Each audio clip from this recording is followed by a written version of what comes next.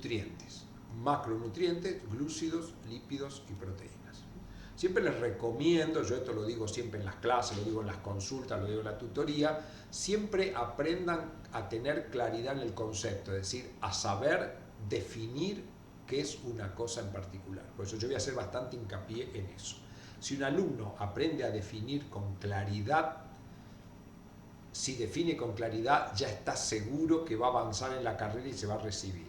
Si no define con claridad, no lo puede hacer. Ahora vamos a ver para quienes no lo saben. De todas maneras, en el año nos hemos cruzado varias veces en muchas actividades y yo siempre lo que más insisto. Allá vamos. Entonces, vamos a empezar con glúcidos. Los glúcidos también se conocen como hidrato de carbono, carbohidrato, y son básicamente moléculas que están formadas principalmente por carbono, hidrógeno y oxígeno.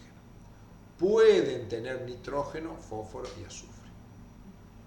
Es decir, vamos a ver qué es una definición. Si a mí un profesor me pregunta ¿qué es un glúcido? Yo no le puedo decir es un hidrato de carbono, porque eso no es una definición.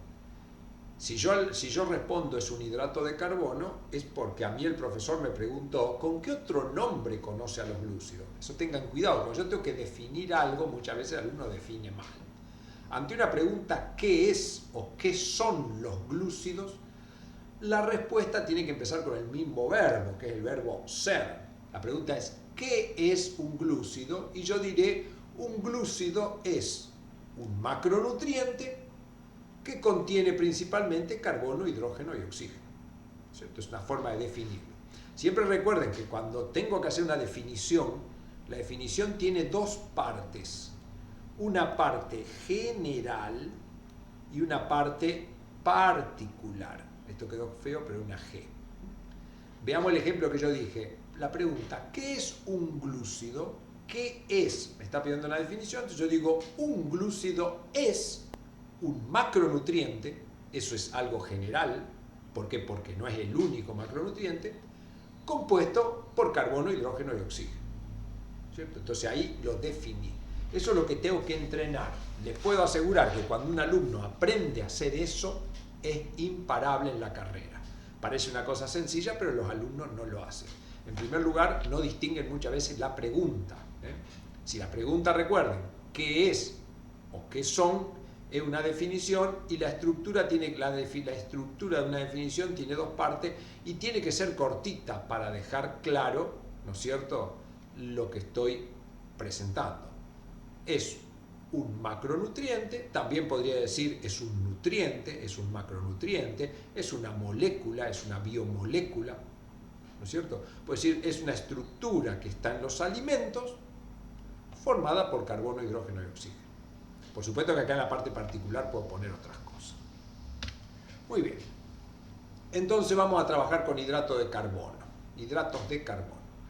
Los hidratos de carbono, como dijimos, son biomoléculas que voy a estudiar aquellas que encuentro en los alimentos o que se forman dentro de mi organismo. No voy a estudiar otros hidratos de carbono. Entonces, los hidratos de carbono los vamos a clasificar en tres grupos, básicamente. Los monosacáridos, que son, ¿qué es un monosacárido? La pregunta, fíjense otra vez, ¿qué es un monosacárido?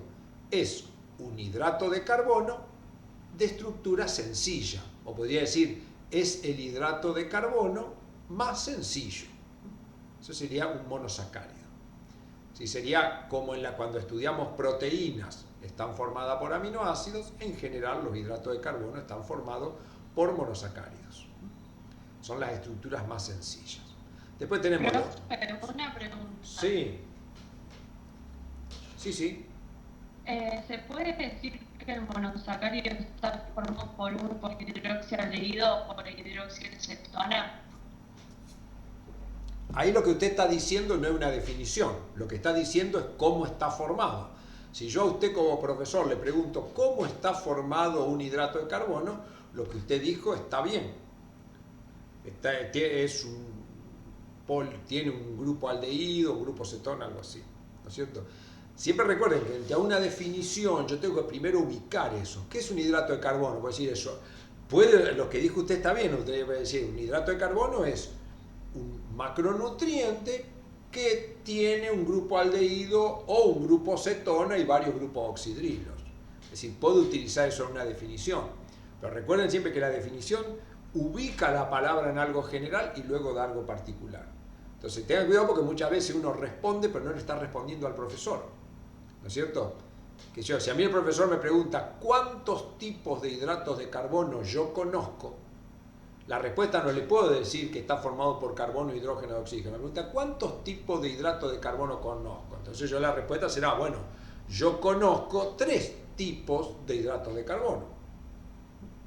O la respuesta puede ser, yo conozco 3 tipos de hidratos de carbono, que son los monosacáridos, los disacáridos y los polisacáridos, que son los que estudié para esta área porque son los que están relacionados al proceso de nutrición. Por supuesto que hay otros, yo acá puse otro, por ejemplo, derivado fosforilado, que vamos a ver en metabolismo. Entonces, siempre eso, recuerden, el éxito en un examen está en responder precisamente a la pregunta. Y yo tengo que escuchar al profesor a ver qué verbo está usando y qué me está preguntando. Muy bien. Pero con estas preguntas que me van haciendo se van a ir aclarando varias cosas. Los principales desastres de los alumnos en los exámenes no es que no estudian, sino que es que no escuchan bien la pregunta o no la entienden o creen que la entendieron y responden mal. Y entonces ahí el profesor dice, pero yo no le pregunté eso, yo le pregunté otra cosa. Aunque lo que uno haya dicho esté bien. Muy bien. Entonces, ¿cómo clasificamos los hidratos de carbono? Monosacárido, disacárido y polisacárido. ¿Qué es un monosacárido? Es la estructura más sencilla que encontramos dentro de los hidratos de carbono. ¿Qué es un disacárido? Es un hidrato de carbono formado por 2 monosacáridos. ¿Y qué es un polisacárido? Es un hidrato de carbono o un glúcido, bueno, es la palabra que quieran, formado por muchos monosacáridos. La definición. Y después, un poco relacionado a lo que dijo usted, recién la alumna que habló, a los monosacáridos los puedo clasificar de 2 maneras distintas.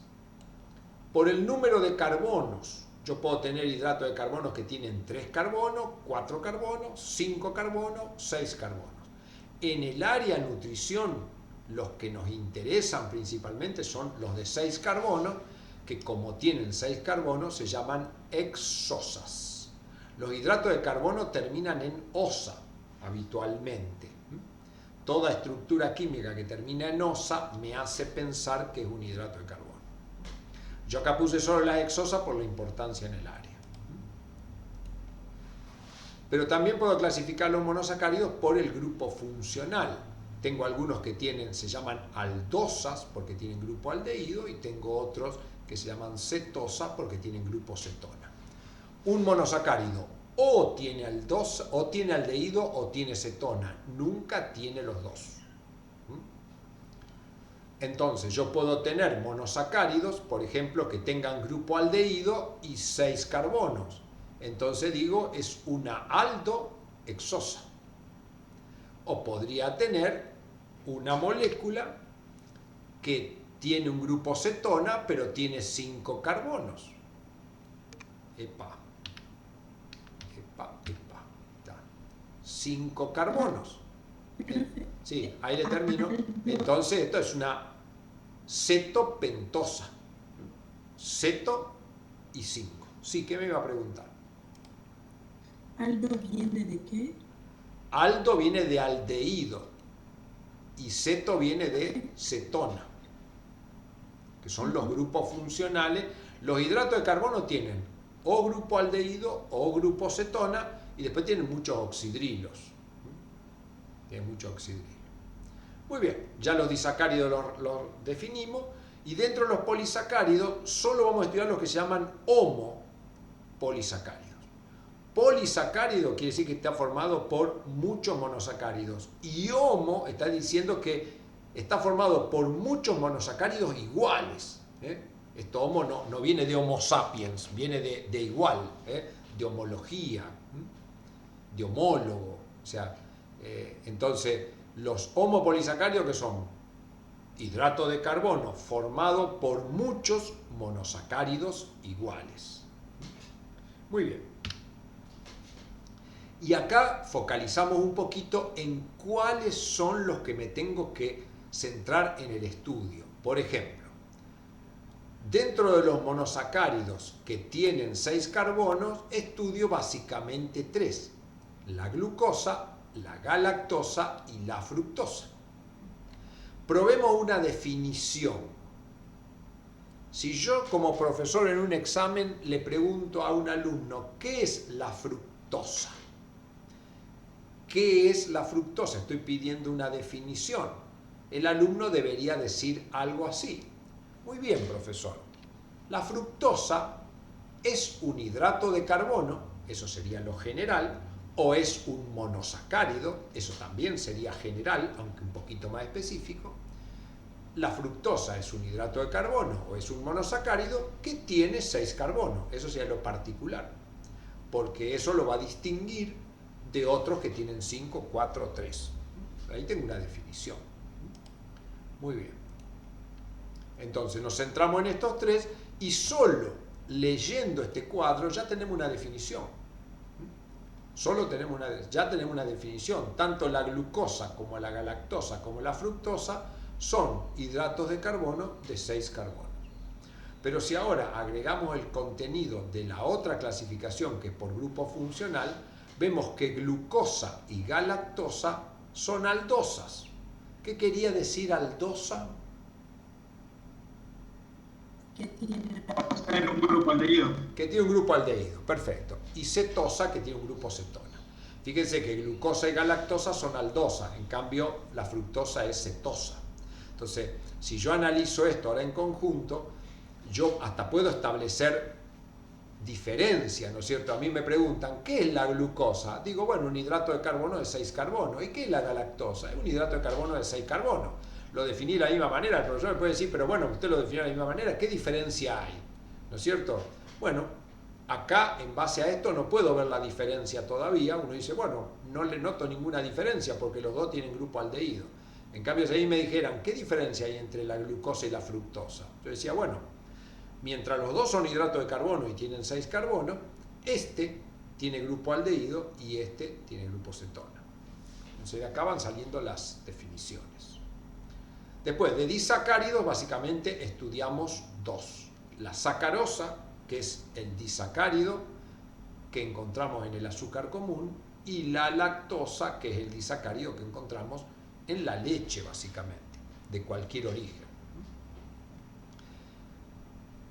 Entonces, si yo pregunto una definición, por ejemplo, a ustedes en un examen dicen, ¿qué es la lactosa? No me tengo que complicar, porque el alumno quiere complicarse, quiere impresionar. No, lo más sencillo posible. A mí me preguntan, ¿qué es la lactosa? Bueno, digo, la lactosa, siempre acuérdense de practicar esto y hablar lento. ¿Qué es la lactosa? Bueno, es un carbohidrato o un glúcido que pertenece a la familia de los disacáridos. Y ahí ya lo definí. Estoy diciendo algo general, puedo decir, hasta podría ser más general, decir, bueno, la lactosa es un nutriente, ¿no es cierto? Es un nutriente que pertenece a la familia de los disacáridos, o es un macronutriente, o es un carbohidrato. Tengo muchas formas de definirlo. Si eso ustedes cuando estudian lo van practicando, les aseguro que eso los va a tornar infalibles. Bueno, los polisacáridos, que dijimos que son homopolisacáridos porque están formados por el mismo disacárido, pueden ser digeribles o indigeribles. ¿Qué quiere decir que algo es digerible? Digerible, o sea, supóngase que a mí me pide una definición. ¿Qué es algo digerible? Yo digo, bueno, es una estructura química que sufre el proceso de digestión. ¿Y qué es algo indigerible? Bueno, una molécula que no puede sufrir digestión. Porque ya estudiamos qué es la digestión. La digestión, ¿qué es? Es el conjunto de reacciones que degrada a los nutrientes. Entonces, homopolisacárido digerible estudiamos básicamente 2. El almidón y el glucógeno. Ojo acá, el almidón está en nuestros alimentos en cantidad importante. Cuando yo como todo lo que esté hecho con harina, arroz, todo eso tiene almidón en gran cantidad. El glucógeno en los alimentos está en poca cantidad, salvo que yo coma hígado o carne, pero igualmente está en poca cantidad. Pero lo estudiamos acá, ¿por qué? Porque el glucógeno es un producto de reserva energética de glúcidos.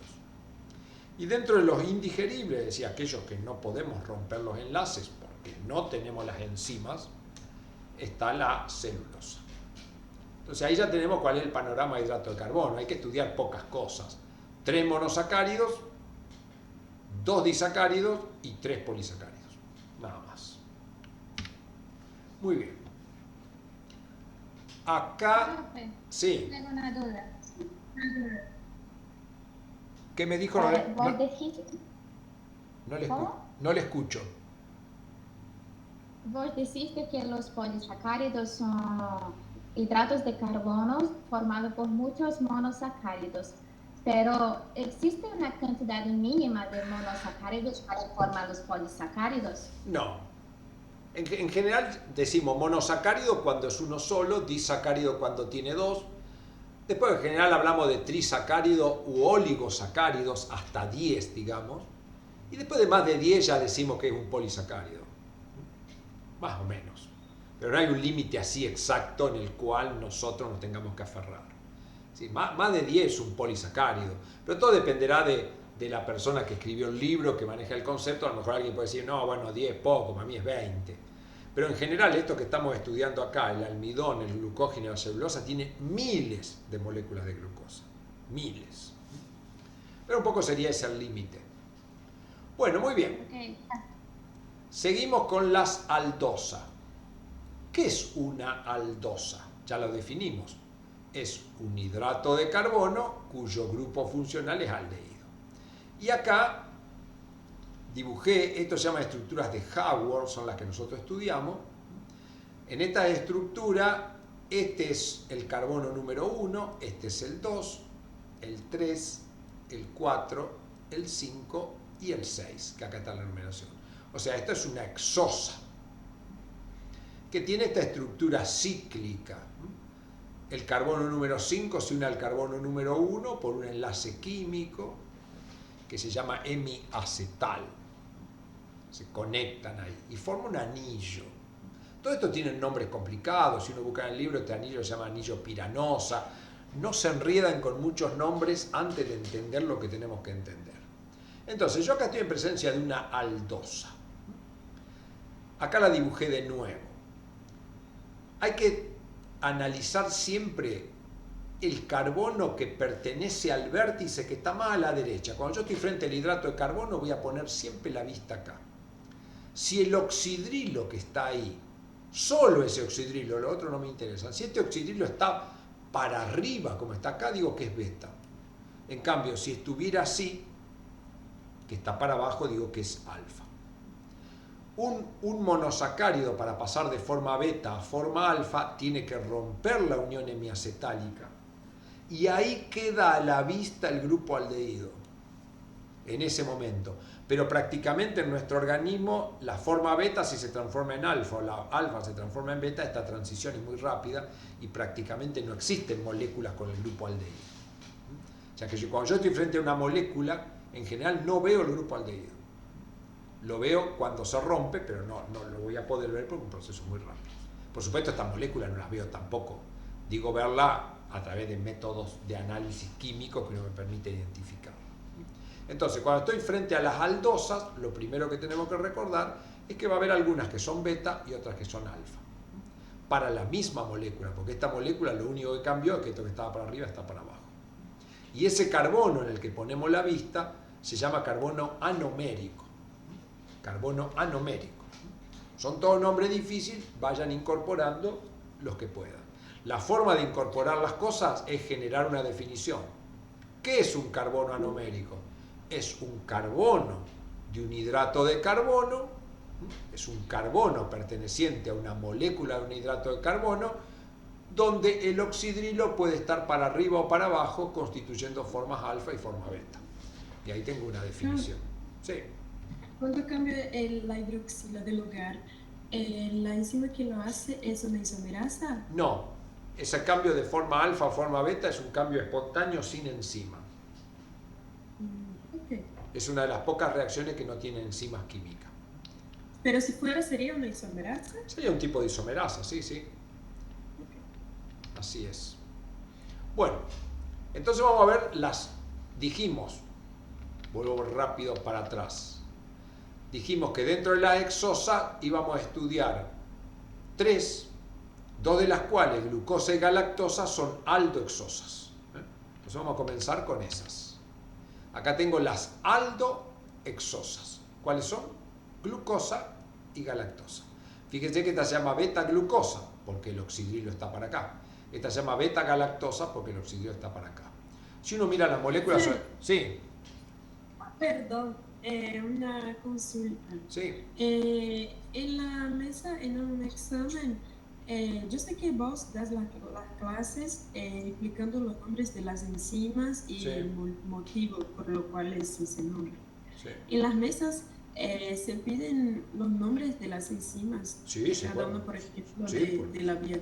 Sí, por supuesto, por supuesto.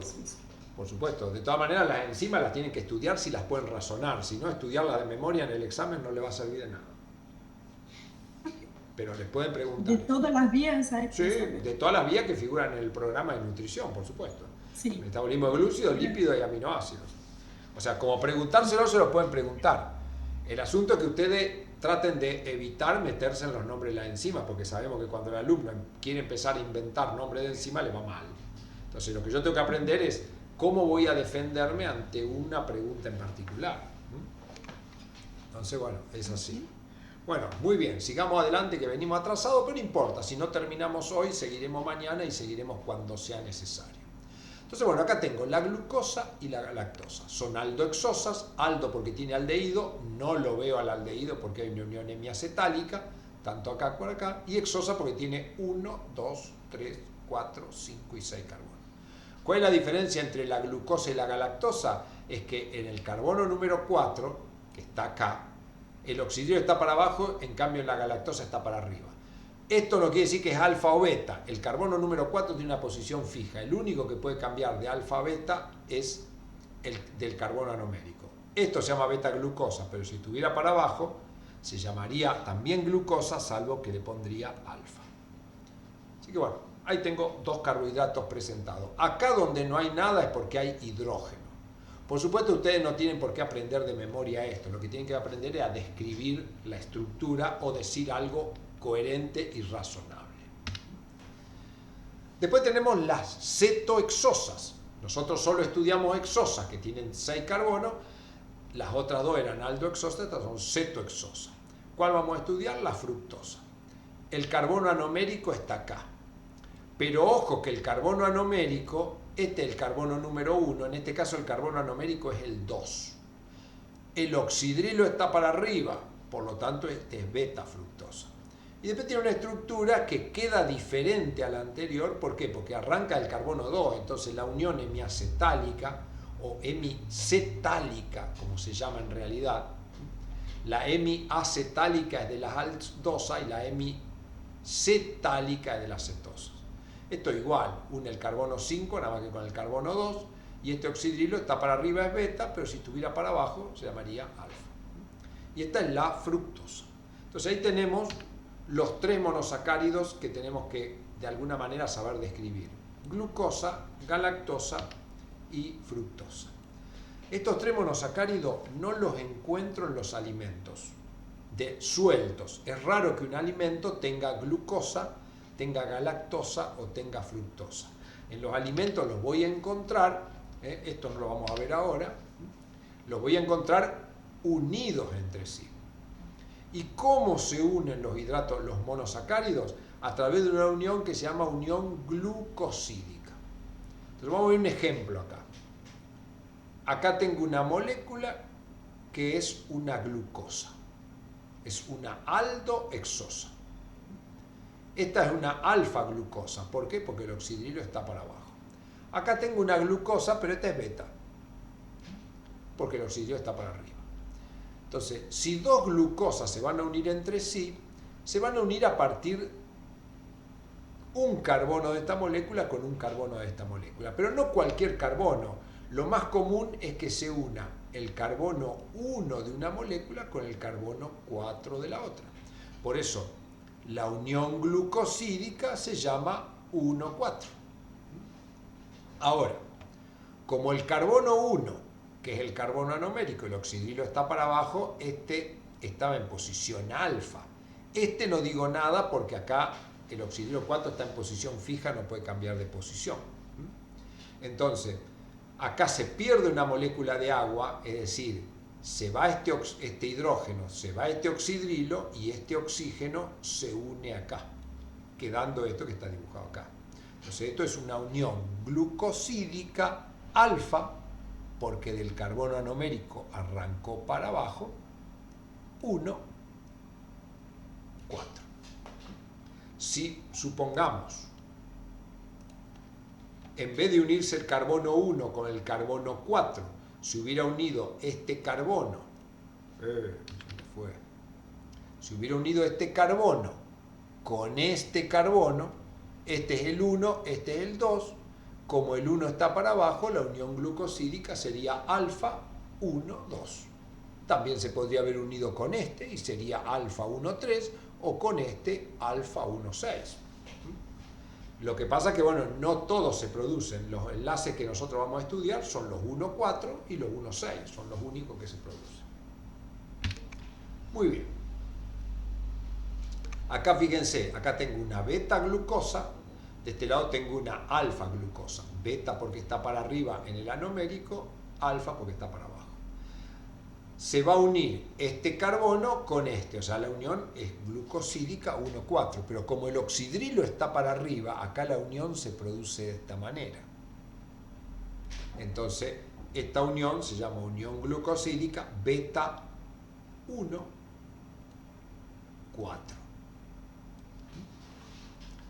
Por eso queda con este recoveco, hace así, y queda un solo oxígeno. ¿Por qué? Porque este oxidrilo se va, este hidrógeno se va formando agua, como dice acá, y entonces queda un solo oxígeno para producir la unión. Esa es la unión beta. Muy bien. Bueno, vamos a pasar a los disacáridos. En los disacáridos dijimos que era la unión de dos monosacáridos. La lactosa, acá puse un esquema, es el glúcido que contiene la leche. Acá puse todas leche de vaca, pero bueno, la leche materna también tiene lactosa. ¿Cómo se produce la lactosa? Por la unión de una beta-galactosa con una glucosa que no importa si es alfa o beta, porque lo que usa es el carbono 1 de esta con el 4. Entonces, como este está en beta, la unión se produce de esta manera. ¿Cómo se llama esta unión? Bueno, es una unión glucosídica entre el carbono 1 y el carbono 4. Pero como el 1 está para arriba, es beta 1, 4. Una unión glucosídica. Si a ustedes le preguntan, yo digo siempre, traten de pensar, cuando responden, no complicarse, siempre responder sencillo. Si a mí me preguntan cómo está formada la lactosa, mi primera respuesta sería decir, bueno, la lactosa es un disacárido, por lo tanto está formado por dos monosacáridos. Fíjense que yo respondí, pero ni siquiera me metí con los nombres. Si el profesor lo quiere, me diré, bueno, ¿cuáles son esos monosacáridos? Le diré, bueno, esos dos monosacáridos son dos aldohexosas, uno de ellos es la glucosa y el otro es la galactosa. O simplemente le podría decir, bueno, son dos monosacáridos de la familia de las aldohexosas, no me meto con los nombres. Si me preguntan, y bueno, ¿cómo están unidos esos carbohidratos? Le diré, bueno, esos monosacáridos que forman la lactosa están unidos por una unión glucosídica. Y ahí respondí.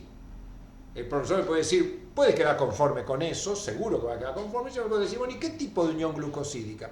Le digo, bueno, una unión glucosídica de tipo beta 1,4. O podría ser menos preciso, pero igualmente responder bien. Decir, bueno, la unión glucosídica, como involucra el carbono 1 y el 4, es una unión 1,4. Ni me meto con el beta.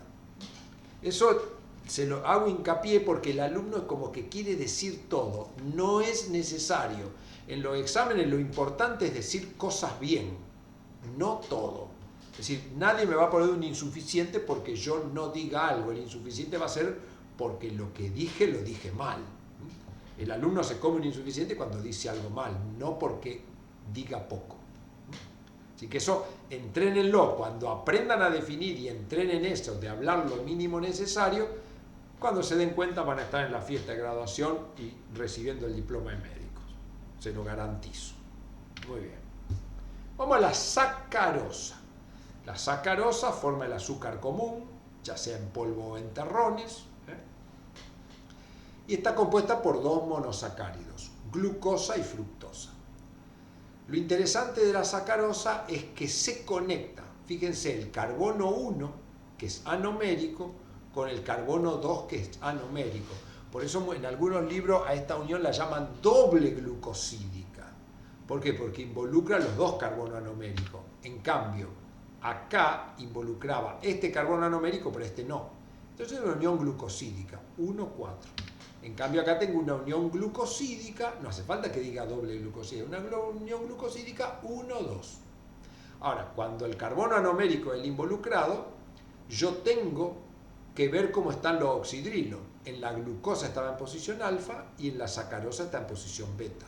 Entonces esta unión es una unión alfa 1, beta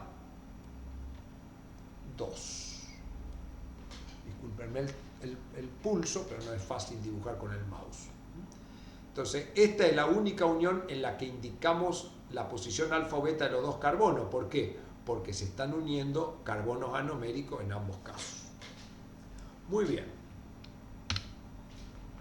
La maltosa, se las comento porque a veces en los libros está, en el programa está. La maltosa es la unión de dos glucosas. Por un enlace que es fácil, conecta el 1 con el 4, entonces un enlace, como está para abajo, alfa 1, 4. En algunos libros dice que la maltosa es el disacárido que se encuentra en la cerveza. Eso es un error. La maltosa se encuentra en lo que llamamos la malta, que es un grano de cebada que ha sufrido un proceso químico conocido como malteado. En la malta hay maltosa, pero cuando se hace la cerveza, la levadura que la fermenta y genera la cerveza se come a la maltosa, transformándola en alcohol y en dióxido de carbono.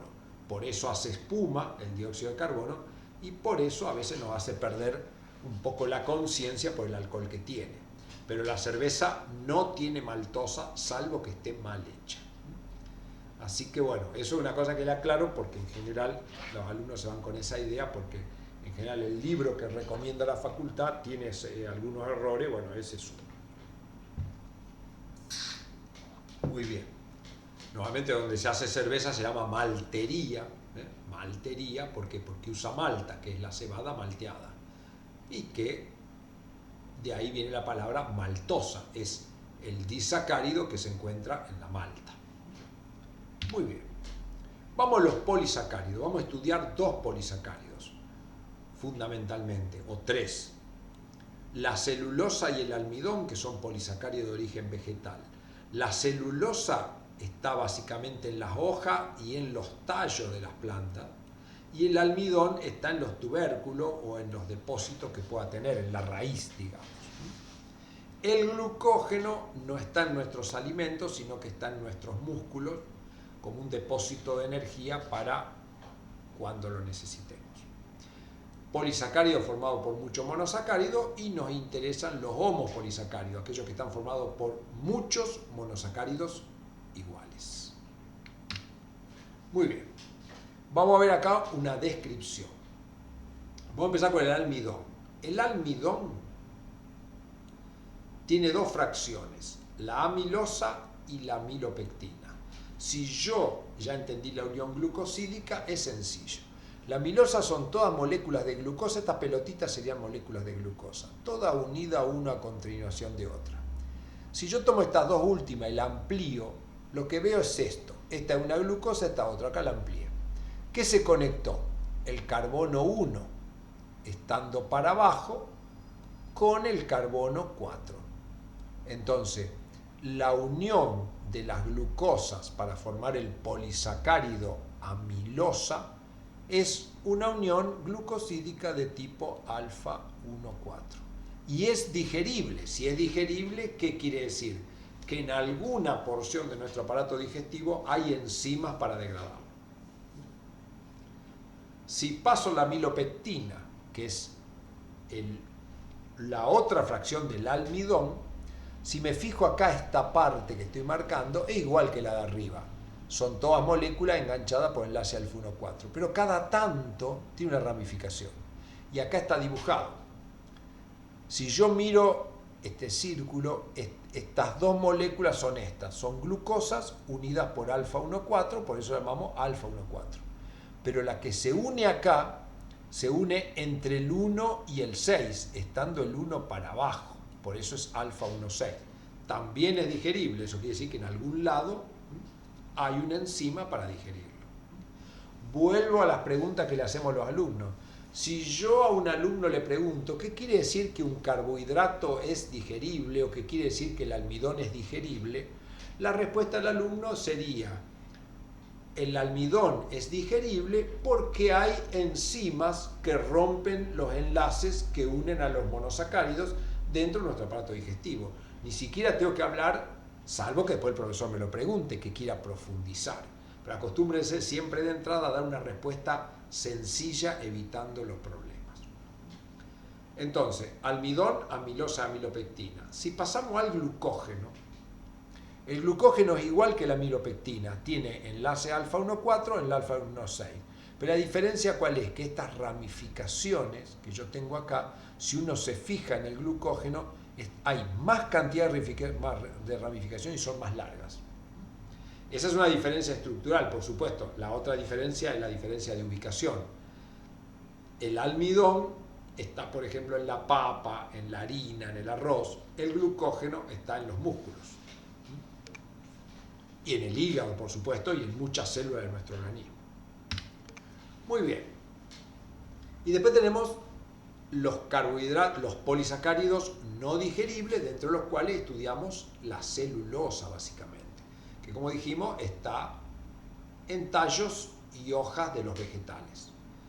Son todas glucosas unidas una a continuación de otra, y si acá lo amplío, fíjense, la glucosa se une entre el carbono 1 y el 4, pero el 1 está para arriba, por eso digo es beta 1,4. Es indigerible. ¿Qué quiere decir que es indigerible? Que en mi aparato digestivo no hay enzima que lo degrade. Y aquellas estructuras grandes como esta, lineales especialmente como esta, que no son digeribles, las llamamos fibras. Las fibras son estructuras habitualmente grandes, largas, que no son digeridas en nuestro aparato digestivo. La más común es la celulosa, pero hay otras, por ejemplo la lignina, también una fibra insoluble. ¿Qué quiere decir insoluble? Que no se solubiliza en el agua, pero la lignina no es un carbohidrato. Tiene una estructura que la puse acá en una foto, es tremendamente compleja. Después tenemos la pectina,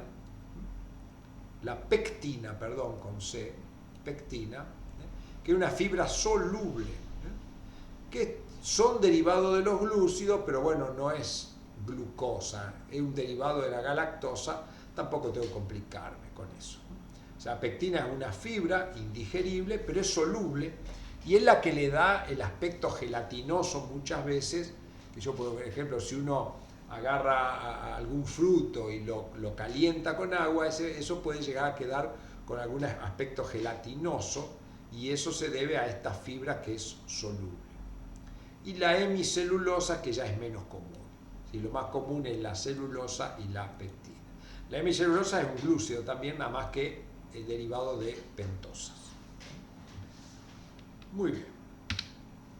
Esto no lo vamos a ver porque son casos especiales. Esto tampoco, y vamos a ver algo de lípidos. Muy bien, los lípidos son estructura, es uno de los temas más difíciles de nutrientes, pero la ventaja que es que yo voy a estudiar para nutrición ciertos lípidos, no todos. Entonces la primera pregunta es, ¿qué es un lípido?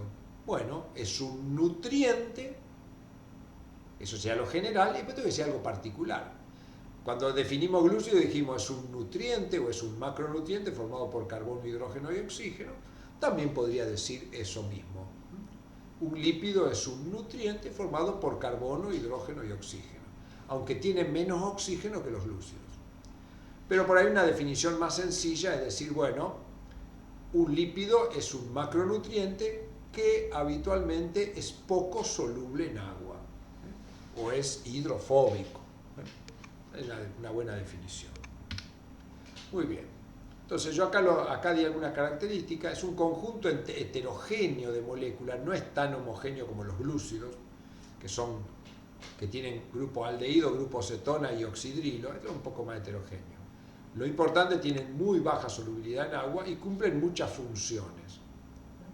Pueden tener función estructural, como los fosfolípidos en la membrana, función hormonal, como por ejemplo la vitamina D procesada, que da origen a una molécula que favorece absorción de calcio, o las hormonas esteroideas, los estrógenos, la testosterona, que ustedes estudiaron en crecimiento y desarrollo.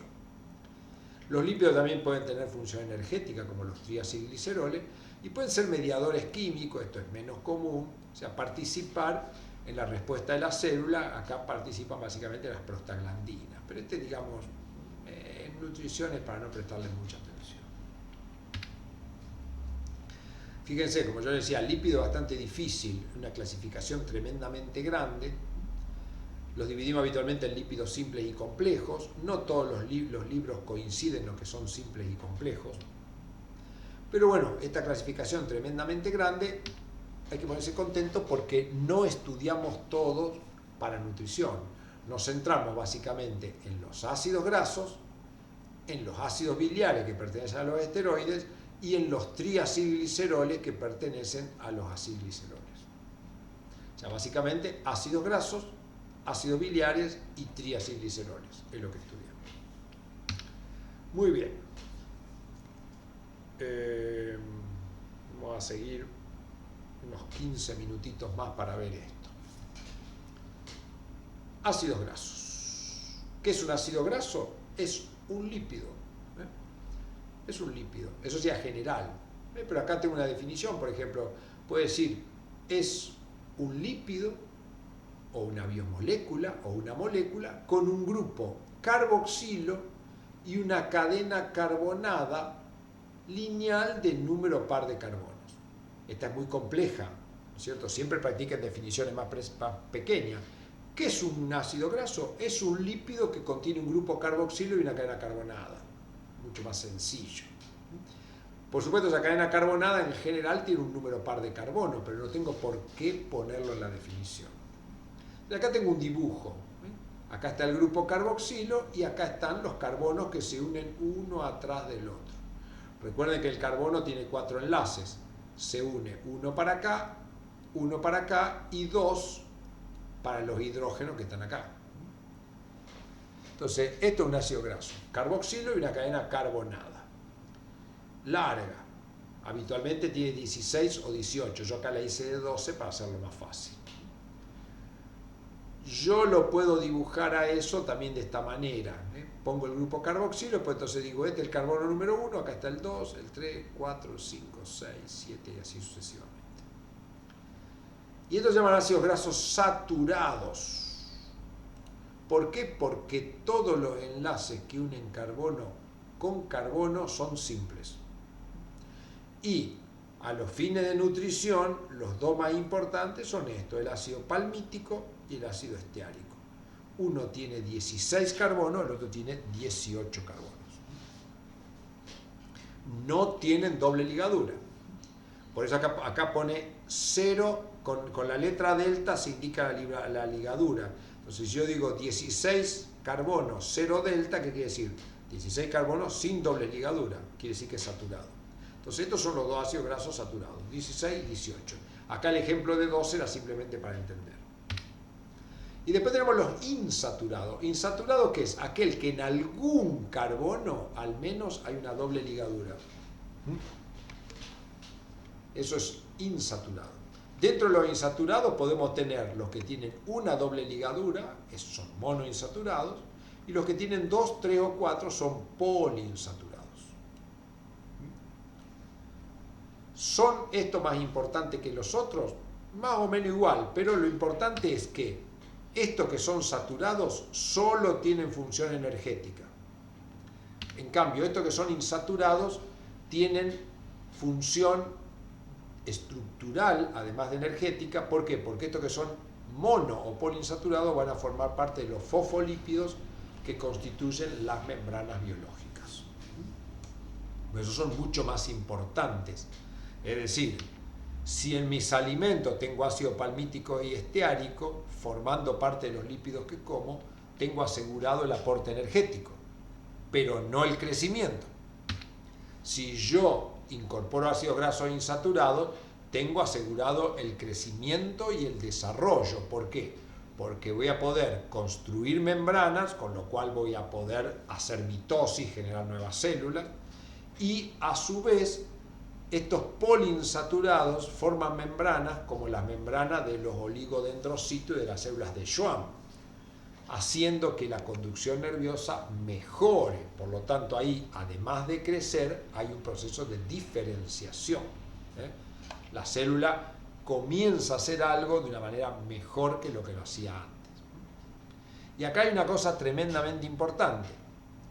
Nosotros podemos sintetizar ácidos grasos monoinsaturados y también podemos sintetizar ácidos grasos saturados, pero no podemos sintetizar estos ácidos grasos que son poliinsaturados y que son tremendamente importantes para todas las membranas biológicas y, por supuesto, para la membrana de las células de Schwann y oligodendrocitos. Por lo tanto, estos ácidos grasos que yo no los puedo sintetizar son esenciales, los tengo que ir a buscar en los alimentos. Y si no los busco en los alimentos, voy a tener problemas de crecimiento y voy a tener problemas de desarrollo. Muy bien. Acá volví a traer los ácidos grasos insaturados. Como dijimos, este es monoinsaturado, este es di, tri y tetra. A esto lo llamamos poliinsaturados. Esenciales. En la nutrición, para saber si un ácido graso es esencial o no, vemos dónde está el doble enlace contando del extremo contrario al carboxilo. Por ejemplo, acá digo, este es el 1, 2, 3, 4, 5, 6, 7, 8, 9. Este es un ácido omega 9. ¡Oh, qué feo me salió! Omega 9. Los ácidos omega 9 que tienen un solo doble enlace yo lo puedo sintetizar, o sea que un omega 9 no es esencial. En cambio, si me fijo 1, 2, 3, 4, 5, 6, este es un omega 6, ese no lo puedo sintetizar. Si me fijo 1, 2, 3, este es un omega 3, tampoco lo puedo sintetizar. Por eso, y acá si lo cuento es un omega 6. Entonces, el valor nutricional de un alimento, desde el punto de vista de los lípidos, se va a ver en la proporción de omega 3 y omega 6 que tenga respecto de omega 9 o de saturados. Si yo, por ejemplo, a ver si esto se entendió, yo como margarina, que está compuesta por por lípidos que tienen ácidos grasos saturados, la margarina es un alimento de bajo nivel nutricional. ¿Por qué? Porque contiene ácidos grasos saturados que yo puedo preparar. Si yo tomo aceite de oliva que tiene mucho ácido graso omega 9 y poco de estos, diré, bueno, estoy ingiriendo un alimento que es un lípido, pero es de bajo valor nutricional, porque el omega 9 yo lo puedo preparar. En cambio, si yo como aceite de girasol, por ejemplo, que es muy rico en omega 3 y omega 6, ese aceite de girasol es un alimento de alto valor nutricional porque me está proveyendo de ácidos grasos poliinsaturados, con los cuales yo voy a poder seguir produciendo mitosis porque puedo sintetizar membranas y voy a poder seguir sintetizando membranas de la vaina de mielina que me va a llevar a un mejor funcionamiento del sistema nervioso, es decir, va a estar produciendo un proceso de desarrollo importante. Muy bien, esto no lo vamos a ver por ahora, nos vamos a centrar en, estudiamos, acá tengo por ejemplo un ácido graso, este es un ácido graso monoinsaturado. Los ácidos grasos, así como están, pasa lo mismo que... ¿Qué pasó ahí? Esto me está anunciando que se termina la clase o algo por el estilo. A ver. O alguien No, una chica levantó la mano. Bueno. ¿qué Profe, una pregunta. Sí. Sobre eso que dijiste de los... Bueno, que los lípidos actúan en la mineralización. ¿Cómo Sí. podemos explicarlo? O sea, decimos que es... Como lo expliqué yo. Como lo digamos, en la formación de la vaina de mielina. Claro, la vaina de mielina no es otra cosa que una membrana plasmática que se va enrollando alrededor del axón. Y para poder generar la célula de Schwann, piénsenla como la célula de Schwann es una cosa así, como si esto fuera la célula. ¿Y qué hace? Hace esto, se enrolla así alrededor del axón, pero todo esto que se va enrollando, después por acá queda el núcleo, todo esto que se va enrollando que es membrana. Entonces la mielinización no es otra cosa que un proceso de enrollado, varias capas de membrana alrededor del axón, y la membrana está formada por fosfolípidos, y esos fosfolípidos tienen ácidos grasos esenciales. Por eso es importante la ingestión de lípidos con ácidos grasos esenciales. Muy bien. Gracias, profe. Esperen que me perdí. ¿Dónde estaba? Me perdí. Acá está.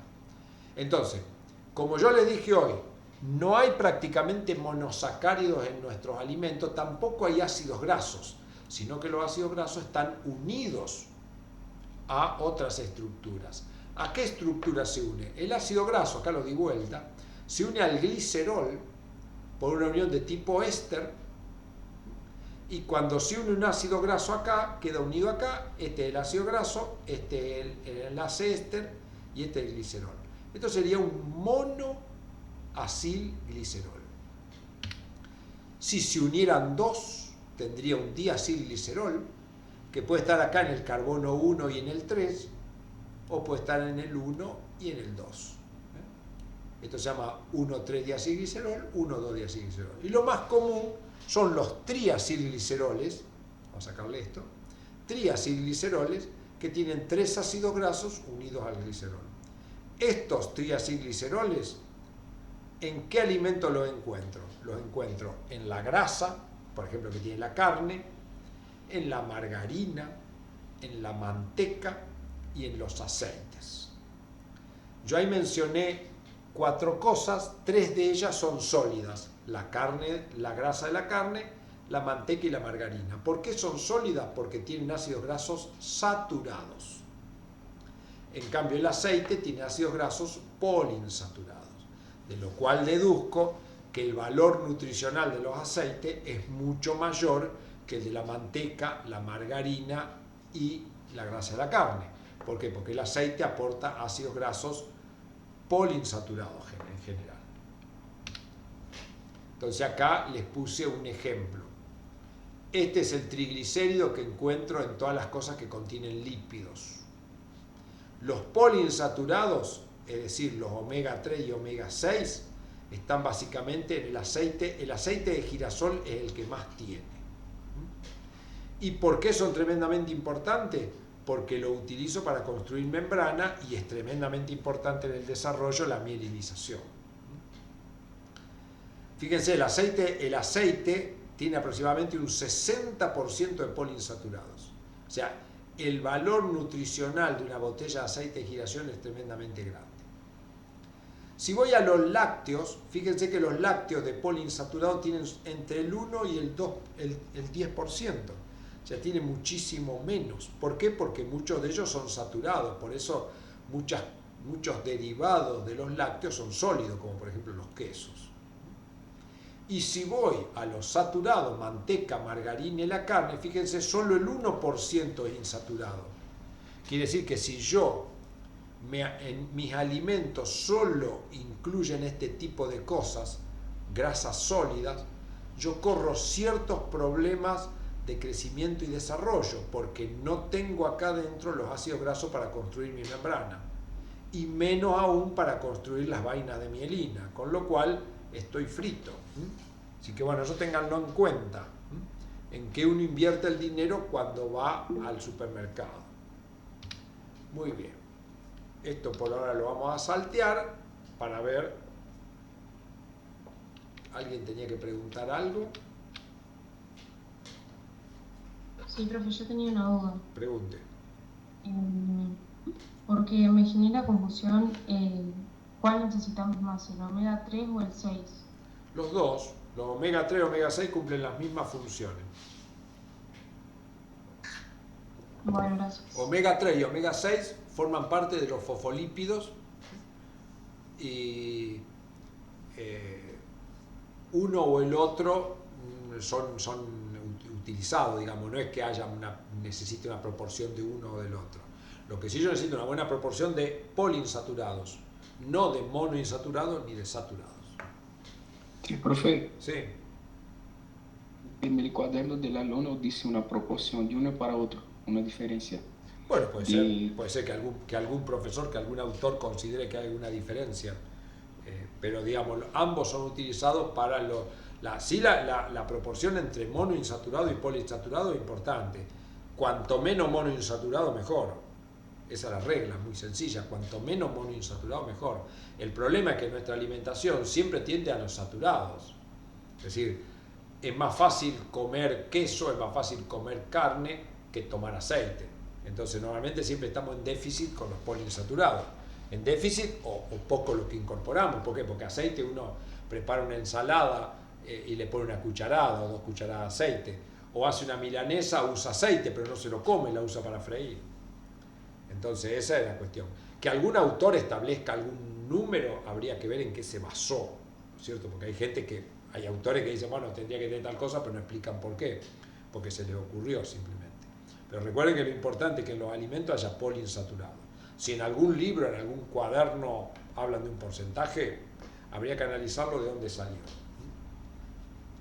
Bueno, le digo 2 palabras de los ácidos biliares. Los ácidos biliares, como ustedes saben, se encuentran en la bilis y son volcados al intestino cuando ingerimos alimentos que tienen lípidos. Esto no importa mucho, un derivado del colesterol, pero los ácidos biliares es importante conocerlos porque tienen una parte hidrofóbica y otra parte hidrofílica con carga negativa, o sea, una molécula anfipática. Esta molécula anfipática, ¿qué características tienen? Si yo tengo, por ejemplo, un vaso que tiene agua y un vaso que tiene agua y aceite, el aceite flota porque no se mezcla con el agua. Si yo agrego un ácido biliar, el ácido biliar, como tiene una parte hidrofílica, la va a orientar hacia el agua y la parte hidrofóbica la orienta hacia el aceite. Y si esto a su vez tiene movimientos, como por ejemplo generados por los peristaltismos de nuestro aparato digestivo, esto puede romperse generando estructuras de este tipo, que tengan lípido acá adentro y estén recubiertas por ácidos biliares que dejan la parte hidrofóbica hacia el lípido y la cabeza hidrofílica hacia afuera. Esto se llama micela, una pequeña gotita, y este proceso de mezcla entre el aceite y el agua formando pequeñas gotitas se llama emulsión. Y esto es lo que ocurre en nuestro aparato digestivo gracias a los ácidos biliares y a los movimientos musculares de mezcla que hay dentro tanto del estómago como el intestino, que permite que se formen esta micela. ¿Y por qué son importantes las micelas? Porque las enzimas pueden degradar esta estructura. No lo podrían hacer si el aceite no está mezclado con el agua.